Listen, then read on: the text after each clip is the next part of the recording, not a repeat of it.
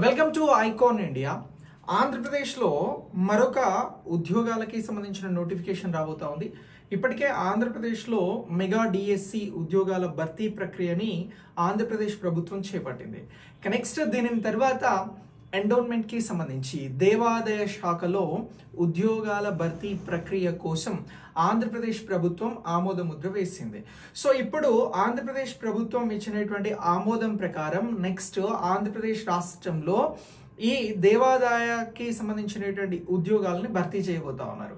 అయితే దీనికి సంబంధించి ఎండోన్మెంట్లో వివిధ విభాగాలకి సంబంధించిన ఉద్యోగాల భర్తీ ప్రక్రియ కొనసాగబోతా ఉంది.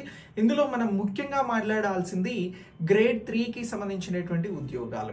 ఈ గ్రేడ్ 3కి సంబంధించినటువంటి ఉద్యోగాలను ఇంతకు ముందు 2021 నోటిఫికేషన్ ద్వారా ఆంధ్రప్రదేశ్ ప్రభుత్వం 60 ఉద్యోగాలకి సంబంధించినటువంటి భర్తీ ప్రక్రియను గతంలో చేపట్టింది. అయితే ఇప్పుడు కూడా ఈ దేవాదాయ శాఖలో గ్రేడ్ 3కి సంబంధించినటువంటి ఉద్యోగాల భర్తీ ప్రక్రియ కొనసాగబోతా ఉంది. రానుంది నోటిఫికేషన్.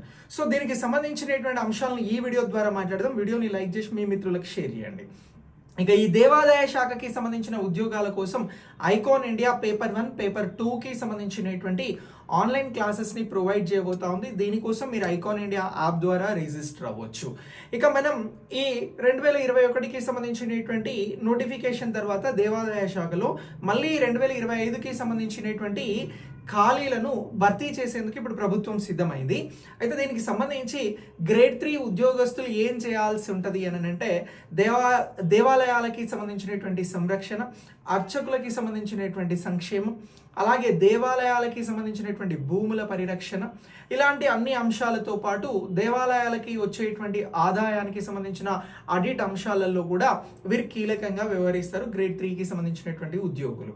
అయితే ఇప్పుడు ఆంధ్రప్రదేశ్కి సంబంధించి ఈ నోటిఫికేషన్లో భర్తీ కాబోయేటువంటి దేవాదాయ గ్రేడ్ 3 ఉద్యోగాల కోసం ఎలా ప్రిపేర్ అవ్వాలి, దీనికి సంబంధించిన ఏజ్ లిమిట్ ఎంత ఉంటుంది అని అంటే మనం ఒకసారి ప్రీవియస్కి సంబంధించిన నోటిఫికేషన్తో దీన్ని కంపారిజన్ చేసి చూస్తే అంటే మనకి 2021లోనే గత నోటిఫికేషన్ వచ్చింది గ్రేడ్ 3కి సంబంధించి. సో ఆ పాయింట్ ఆఫ్ వ్యూలో మనం మాట్లాడాల్సి వస్తే ఈ ఎవరైతే ఈ ఓపెన్ కేటగిరీకి సంబంధించిన అభ్యర్థులు ఉంటారో వారికి సంబంధించి 42 సంవత్సరాల వరకు కూడా ఎలిజిబిలిటీ ఉంటుంది. ఇక ఎవరైతే రిజర్వేషన్స్ పాయింట్ ఆఫ్ వ్యూలో ఉన్నటువంటి అభ్యర్థులు ఉన్నారో వారికి 5 సంవత్సరాలను అడిషనల్గా ఇక్కడ ఇవ్వడం జరుగుతూ ఉంది అవకాశంలో. అంటే 42+5, సో ఇలా మొత్తం 47 ఇయర్స్ వరకు కూడా ఈ ఎస్సీ ఎస్టీలకి సంబంధించినటువంటి అభ్యర్థులు ఇక్కడ రిజర్వేషన్స్కి సంబంధించినటువంటి సడలింపుని పొందవచ్చు, బీసీలకు కూడా. సో ఇలా ఈ రిజర్వేషన్స్ అంశం అనేది ఉంటుంది.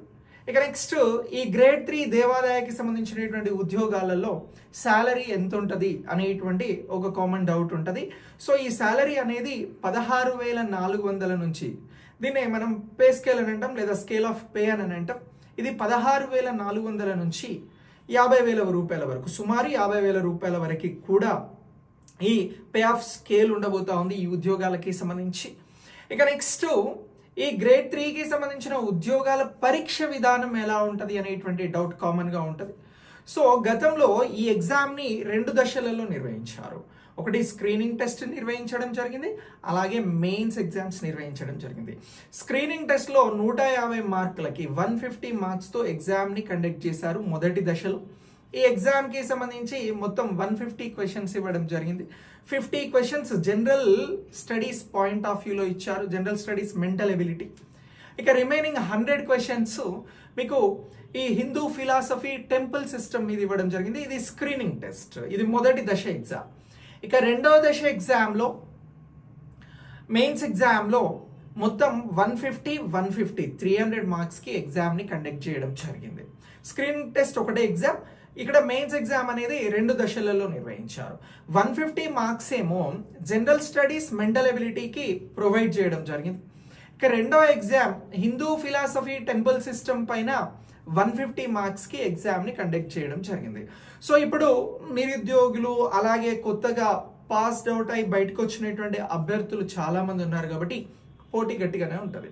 సో ఇప్పుడు మనకి 2021కి సంబంధించినటువంటి సిలబస్ని బేస్ చేసుకొని ఎగ్జామ్ అనేది ఏపీపీఎస్సీ ద్వారా కండక్ట్ చేయబడుతుంది కాబట్టి సిలబస్లో పెద్దగా మార్పులు ఉండవు. సో మీరు ప్రిపరేషన్ని ప్రారంభించాలి. సో ఇలా ఈ ప్రిపరేషన్ని కొనసాగిస్తే మీరు ప్రిలిమ్స్ కమ్ మెయిన్స్ ప్రిపేర్ అవ్వాల్సి ఉంటుంది. ఈ క్లాసెస్ అన్ని మీకు లైవ్లో ప్రొవైడ్ చేస్తాం, దీనికి సంబంధించిన మెటీరియల్స్ ఇస్తాం, దీనికి సంబంధించిన ప్రాక్టీస్ ఎగ్జామ్స్ని ఇస్తాం. దీనికోసం మీరు ఐకాన్ ఇండియా యాప్ ద్వారా రిజిస్టర్ అవ్వచ్చు. మీరు రిజిస్టర్ చేసుకునేందుకు మేము కోర్స్ అవైలబుల్ చేస్తూ ఉన్నాం.